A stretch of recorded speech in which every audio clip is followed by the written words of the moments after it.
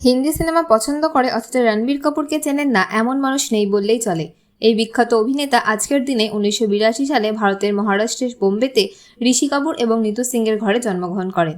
তিনি বর্তমানে হিন্দি সিনেমার সর্বোচ্চ পারিশ্রমিকপ্রাপ্ত অভিনেতাদের একজন এবং 2012 সাল থেকে ফোর্বস ইন্ডিয়ান সেলিব্রিটি 100 তালিকায় স্থান পেয়েছেন।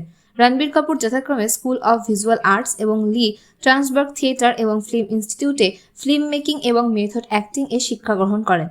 পরবর্তীকালে তিনি সঞ্জয় লীলা বানসালকে ব্ল্যাক চলচ্চিত্রে সহায়তা করেন এবং 2007 সালে সঞ্জয় লীলা বানসালের ট্র্যাজিক রোমান সাওয়ারিয়া দিয়ে তার অভিনয়ের অভিষেক ঘটে। তারপর ওয়েক আপ সিড, আজব প্রেম কি গজব কাহানি ফিল্মের মধ্যে দিয়ে তিনি জনপ্রিয়তা লাভ করেন। 2011 সালে রকস্টার সিনেমায় একজন অস্থির সঙ্গীত শিল্পী হিসেবে রণবীর কাপুরের অভিনয় এবং 2012 বরফিতে তিনি একজন প্রফুল্ল বধির নিঃশব্দ ব্যক্তির চরিত্রে অভিনয় করেন। তিনি এই দুটি ফিল্মে অভিনয়ের জন্য পরপর দুটি ফিল্মফেয়ার পুরস্কার অর্জন করেন। 2013 সালে রোমান্টিক কমেডি ইয়ে জাবানি হ্যায় দিওয়ানি 2.95 বিলিয়ন অর্থ উপার্জন করেছেন।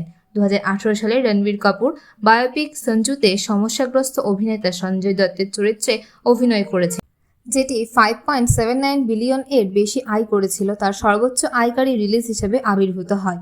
এই মুভিতে তার অভিনয়ের জন্য তিনি অভিনেতা হিসেবে আরেকটি ফিল্মফেয়ার পুরস্কার অর্জন করেন। পর্দায় 4 বছরের অনুপস্থিতির পর রণবীর কাপুর 2022 সালে পিরিয়ড ফিল্ম শামশেরা এবং ফ্যান্টাসি ফিল্ম ব্রহ্মাস্ত্র পার্ট 1 শিবা হিসেবে ফিরে আসেন।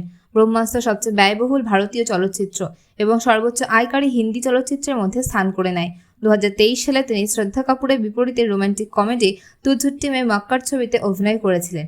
2018 সালে রণবীর কাপুর আলিয়া ভাটের সঙ্গে ডেটিং শুরু করেন এবং তিনি 14 এপ্রিল 2022-এ তাদের মুম্বাই বাড়িতে একটি ব্যক্তিগত অনুষ্ঠানের মাধ্যমে আলিয়াকে বিয়ে করেন। 2022 সালে নভেম্বরে আলিয়া তাদের কন্যা রাহার জন্ম দেন। তার ভবিষ্যৎ জীবন আরও সুন্দর হোক। আমাদের তোমার পৃথিবী পেজের পক্ষ থেকে তার জন্মদিনের জন্য রইল অনেক শুভেচ্ছা।